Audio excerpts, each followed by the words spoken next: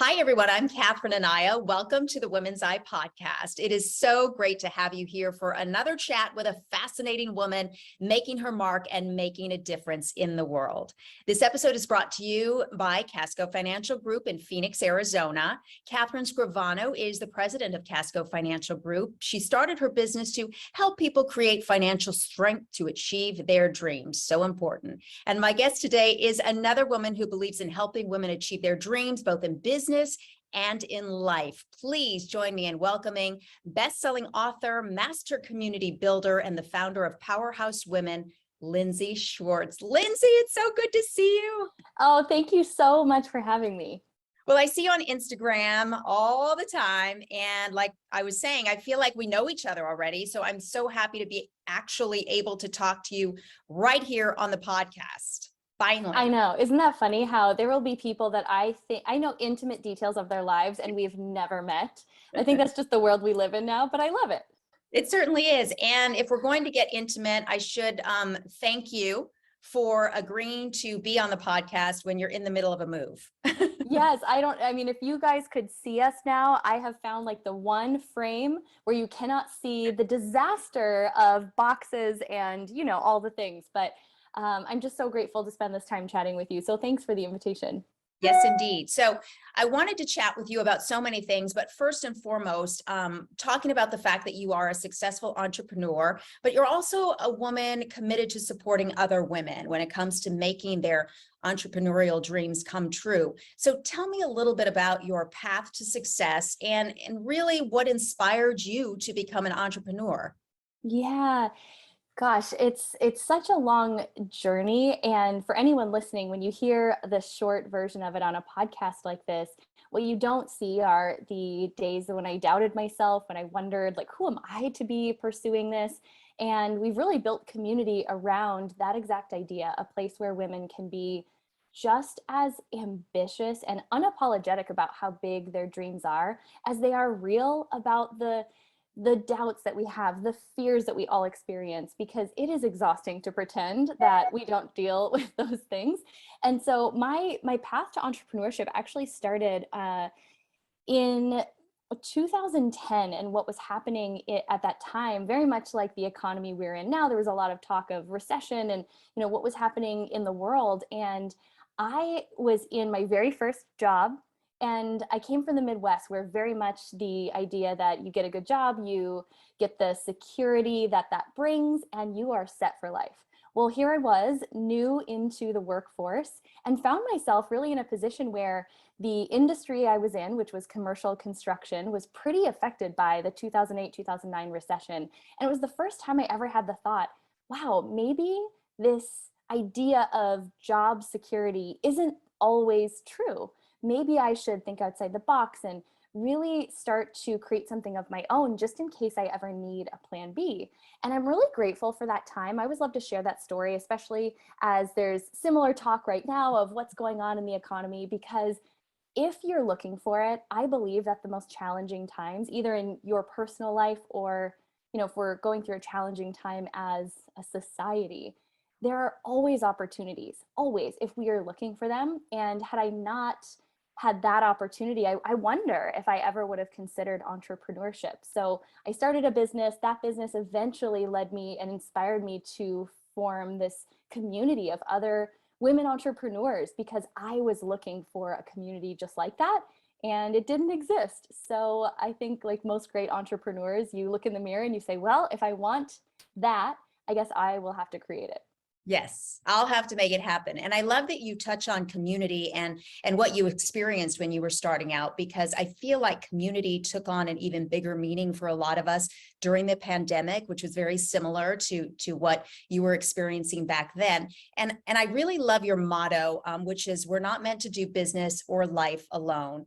I love that, because for me, I usually get my best inspiration and motivation when I'm with a group of like-minded women who aren't afraid to show their vulnerabilities and share their stories, the wins and the losses.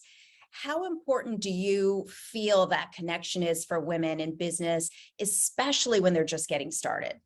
It's so important. And, you know, I see it all the time in the women in our community, it was the same for me. We decide to get into business, or it could be even just pursuing a big idea that you've never done before. And there's so much pressure that we put on ourselves, I think, especially as women. Like, we should already know it. We should already know how to do this. We should have the skills and the resources. When, if you were starting over in any industry, in any new job, there would be a period where someone would train you. Someone would say, hey, here's what worked for me. And we have to seek that out when we go into business for ourselves. That kind of community, unfortunately, doesn't just get handed to you when you say, I'm going to start this business, or I'm going to pursue this idea that I have. And when I gave myself permission that I didn't have to be good at all of the things, when I sought out mentorship from people who had created the results that I wanted to create, and then when I went looking for like-minded people where it wasn't weird for me to share my big, crazy dreams. And not only did they encourage them, they asked how they could help me get there faster. When I found those kind of people was really when my business started to take off. It wasn't something that I did. I'm definitely not a self-made entrepreneur. I have no problem with that term, but I just have gone the community route. And I really do believe that we go further faster when we do that. Well, this past summer, I should mention, my Instagram feed blew up with your smiling face. And so many women I know who attended your Powerhouse Women multi-day event in Scottsdale. You call it Powerhouse Women, and you say it's a community. And you've touched on that word quite a bit in our conversation. What does that mean to you exactly? Yeah, community, when I talk about it, and a lot of times I'll give presentations on how to build community, right? I guess that's like the thing that now people want to learn, or they see what we've been able to do, because it's visceral. It's something that you can't really explain. It's more than just friendships. It's really like a very deep connection. And to me, as a business owner, if I'm building an audience, I'm really looking to have more people connect with me as the brand, as the person. And I always tell entrepreneurs, I want that for you. I want people to know how incredible you are and the value you're offering. But when you can go a step further and really look at your business, your brand, your podcast through the lens of, well, how can I get those people to connect more with each other? And that's really what we focused on from the start, I think, because I didn't have a big audience, and I thought that was something, I never thought that was something that was holding me back. I looked at it as my greatest asset, because I had these very individual relationships with the women I was meeting. But then I really always focused on, well, if she's feeling that way, there's got to be 10 other women in her life who are feeling that way. So how can we let more people know that this exists, this energy, this community, this place where they can be fully themselves? And if we really approach it like that, what it's allowed us to do, if any of you listening have businesses, it's allowed us to scale something really successful and almost all organically. Mm-hmm. And I think it's just a different way of operating. When I think about community, I think of it as the difference between asking, how can I get more people to connect with me? And taking it a step further, now, how can I get those people to connect with each other? And any business can do this, can build community around what they're doing. And I honestly think it's the way of future as far as business is concerned. Well, it sounds like that's what Powerhouse Women, the event, is all about. I mean, how would you describe it? And really that energy that I could feel by seeing the videos and the pictures, just from the outside looking in, that energy, what was that like coming out of a pandemic and being together like that? Oh my goodness, Catherine. Well, you'll have to come, because it really is. It's one of those things that is pretty difficult to describe in words. It is a feeling. And specifically, so we actually did have an event in 2021. We were one of the first events back after, a pretty extended time of being disconnected. And I don't think I realized how much I needed it. I'll never forget pulling into the parking lot, because I think especially in 2021, we were all still holding our breath. Like, are we going to be able to do this?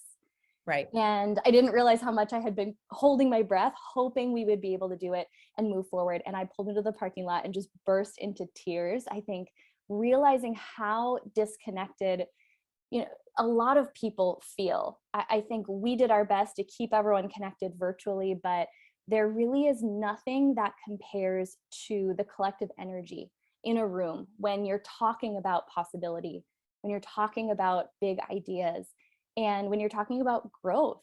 So when you put, about this year we had 450 of those kind of people in a room, Wow. it really is magical. And what it does for the individual is, I think you get to borrow a little bit of that belief. Is even if you walk in and you're not sure of yourself, you don't know if you can do this, not only do you walk out realizing, okay, everyone feels like that.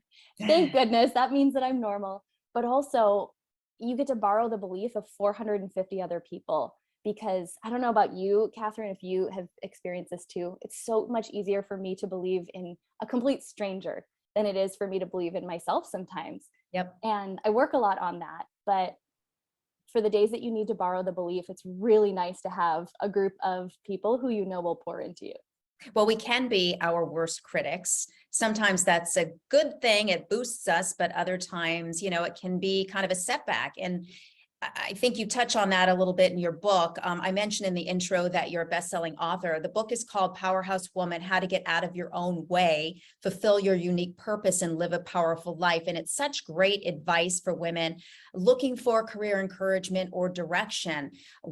So when you're talking about, sometimes we are hardest on ourselves, what do you believe are the most common limiting beliefs when it comes to pursuing our big ideas, and how do we overcome them?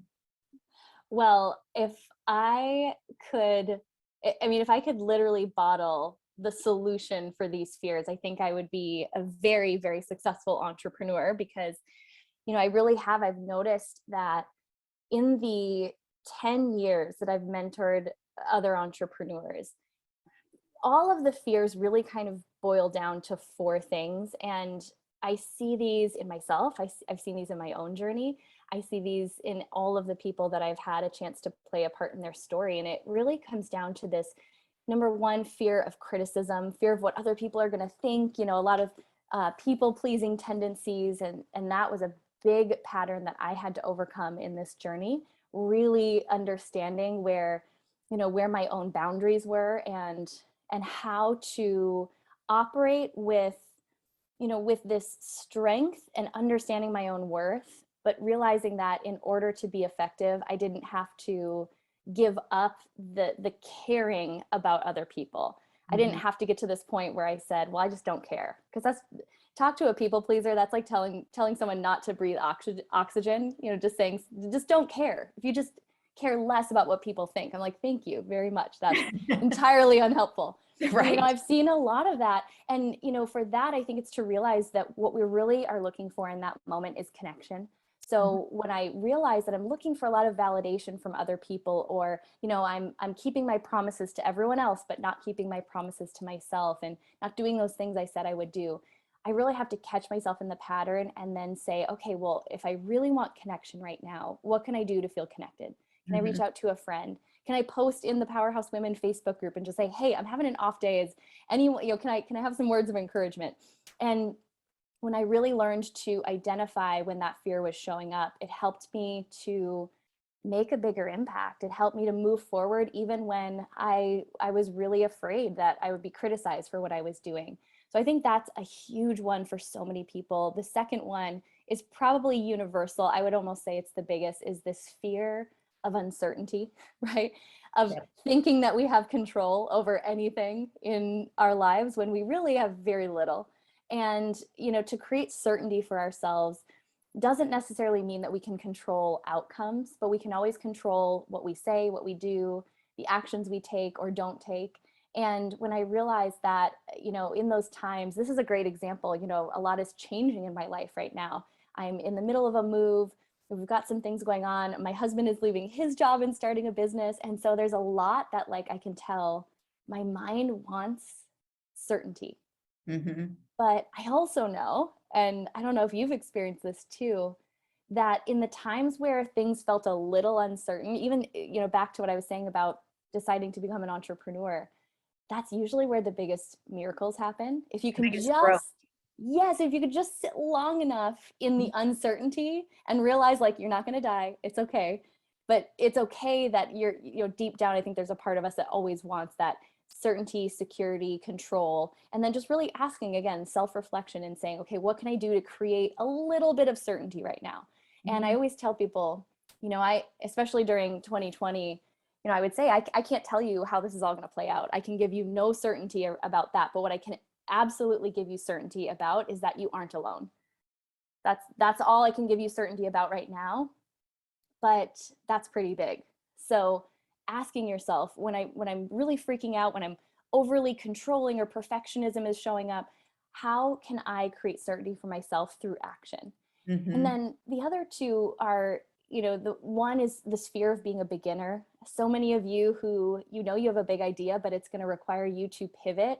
And Catherine, I mean, you might have even experienced this a little bit, like leaving a very publicly successful career into doing something of your own. We have to wrestle with this fear that, yeah, we're going to be a beginner. And, we're going to have to learn some new things and maybe start over in an industry where people don't know us.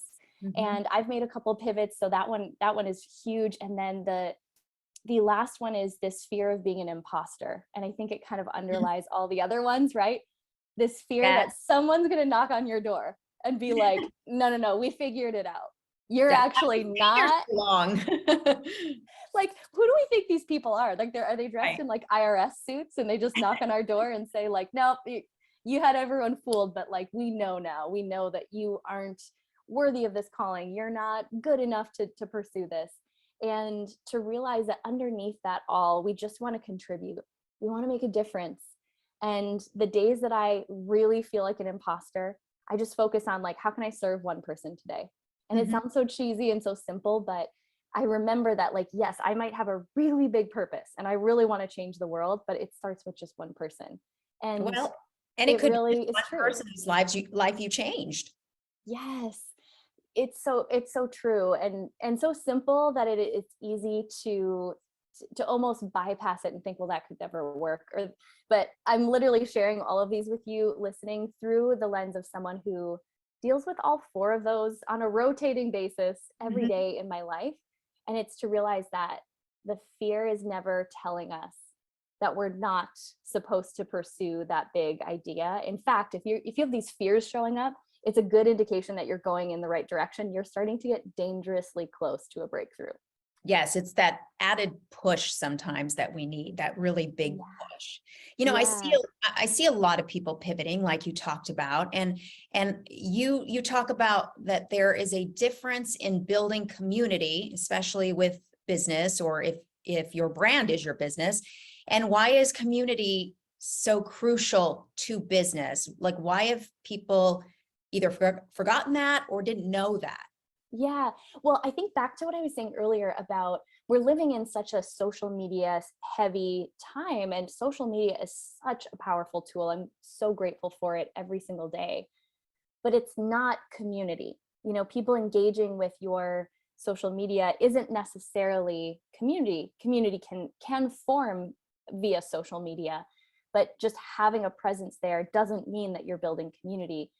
And if we understand the nuances of what I was saying earlier, true community, the way I define it, is this connection between your customers, between people who follow your brand, who love your brand.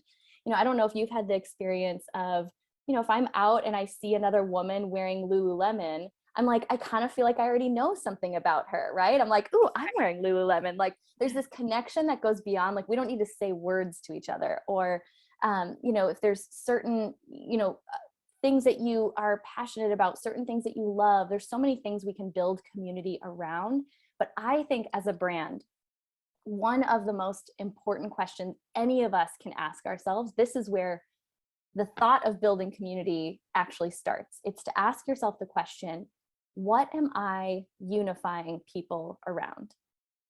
What is it that I want people to connect over in my world? So, it could be if I have a brand that's very based in and very focused on sustainability, maybe I'm building community around the idea that, we want the planet to be a better place, and we believe sustainability is the way of the future. And I want to find other people who think like that.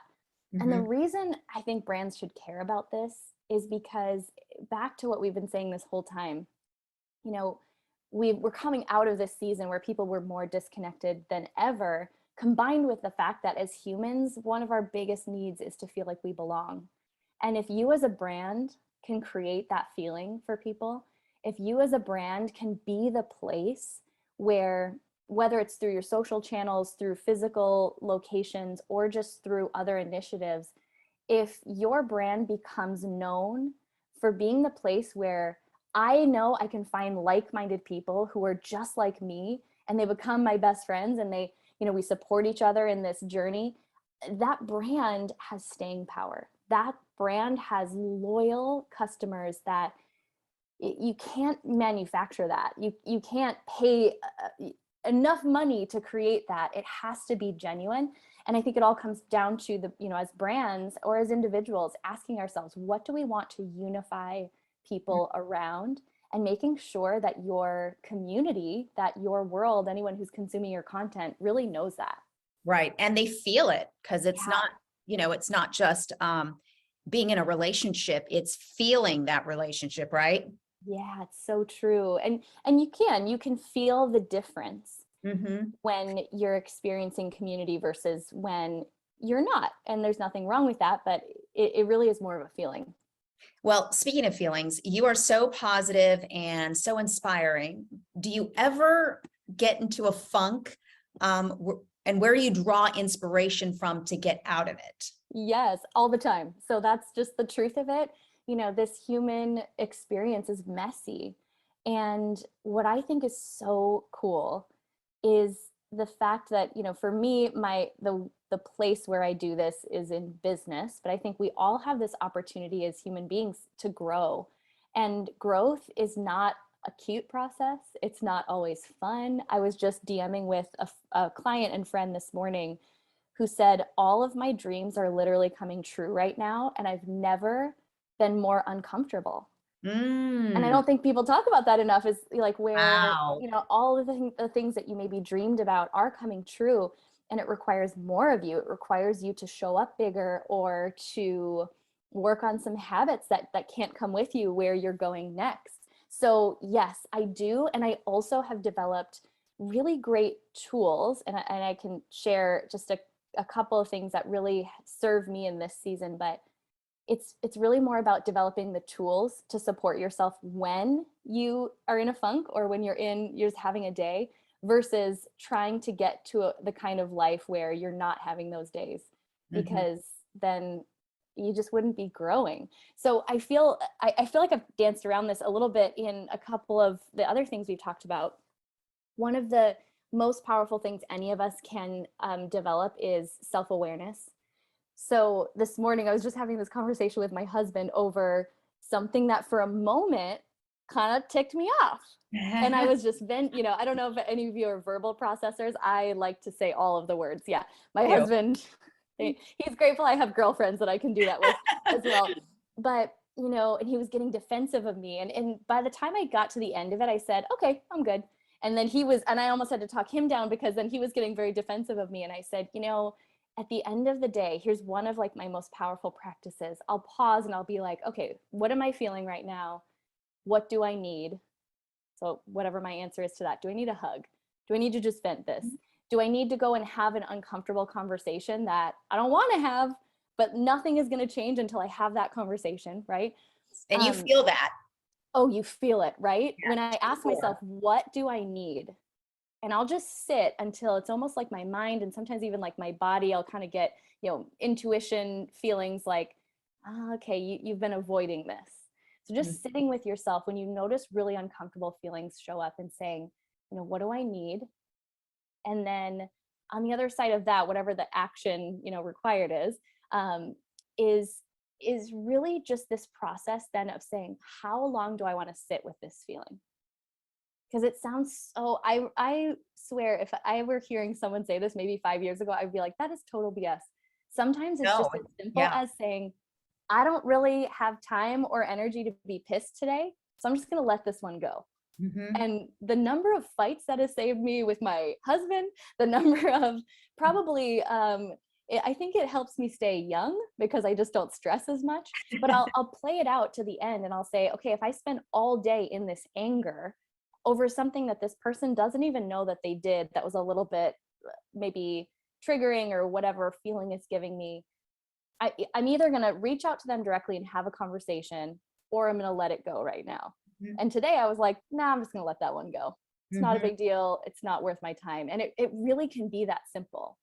Well, I think that sitting with it too gives you that time to process it. And I don't know if this happens with you, but you walk out of that period and you're like, I don't even remember why that made me so angry. Right? Yes. And that's probably another one, is never take the action when you're still in the negative emotion. I always wait, right? If you're going to send the angry email, send it to yourself, sit on it for 24 hours, and then see if you still want to send it. But That is very good yeah. advice. Yeah. Well, you've given me and all of our listeners and viewers some great advice today. So one last piece of advice, if you don't mind, for the woman who's looking for that growth, whether it's personally or in business, you know, coming out of the last couple of years that we've been through, they're looking to make that big leap toward whether it's a new job or a big idea or a new relationship, whatever it is. What would be your biggest piece of advice? Okay, this has been a theme in the Powerhouse Women community over the last 6 months or so. And it's something that it happened. It was a conversation that came out of a coaching call with a dear friend of mine. And we were coaching a woman who had this big idea, right? And she said it was going to take her this many months to have that idea happen, or it was going to be 4 weeks for her to record this e-course that she was doing. And the guest mentor said, I think you just need to do that faster and less perfectly. Mm-hmm. And I think we all kind of gasped, because she suggested that, hey, maybe you could actually just knock that out in a day. If you actually just let it be 70% good enough, not perfect. And I think, again, back to the control, the perfectionism, the fear of uncertainty, we could actually create so much more momentum in our lives if we were willing to do things faster and less perfect, take action faster and less perfectly. I mean, unless you are like a brain surgeon, there's not many industries where if you gave 70% of like your this is good enough, you would move things forward faster in your life than you can even imagine. If you're a brain surgeon listening, please, have even higher standards, I guess, but maybe that's like the caveat. But I can't tell you how many times so we had that conversation, and then I realized the thing I was dragging my feet on is writing this second book of mine. And then I sat down and I wrote an entire book draft in about 10 days. Oh, I'm so jealous. But it's messy. It's imperfect. Oh, I would never publish this book, right? But I sat down and I said, well, I already have all of these podcasts I've done. What if I just transcribe them, turn them into chapters? And what happens when we just really give ourselves grace to do things less perfectly, do the first version less perfectly, is you realize how much we waste time trying to get the first version of anything to be perfect. Yes. Right? So Yep. I'm saying that for myself today. Hopefully that helps one other person too. Oh, you're speaking to me. Yeah. You and I both. So Yes. we'll hold each other accountable on that. And I know for so many others that I've shared that with since, that has been really powerful. So again, back to that intuition and really the self-awareness, as you hear me say that, if there's something in your mind that's going kind of nudging you, that's the thing that you just need to go do faster and let it be a little bit less perfect. Well, I could listen to you and talk to you all day. So I want to let people know that they can listen to more of this wonderful, very deep and powerful suggestion, information, advice that you offer by following you on Instagram, because I love the videos that you do. You post some really super advice. Plus you have the podcast, as I mentioned, Powerhouse Women, and you cover some wonderful topics there as well. And of course, on the website. So thank you. I will be listening. I will be following your continued success, Lindsey. And thank you on behalf of all the many women who you've inspired to just make their dreams come true. Oh, thank you so much. This was just such a treat. It really was. And I can't wait to connect more. Thank you. And I want to let everybody know they can find out more about you by going to our website at thewomenseye.com. And I also want to let you know that we do have, the Women's Eye have 2 books. The first is called 20 Women Changemakers. You can shop for it wherever you buy books and at changemakersbook.com. And our newest book is called, let me grab that, 20 Women Storytellers. It is out now, and you can find out more about that at womenstorytellersbook.com. And that's going to do it for this episode of the Women's Eye podcast. Lindsey Schwartz, thank you so much for making time during your busy move to chat with us. Oh, thanks, Catherine. And thanks again to all of you for joining me here on the Women's Eye podcast. I'm Catherine Anaya. Until next time, remember, it is the world as we see it.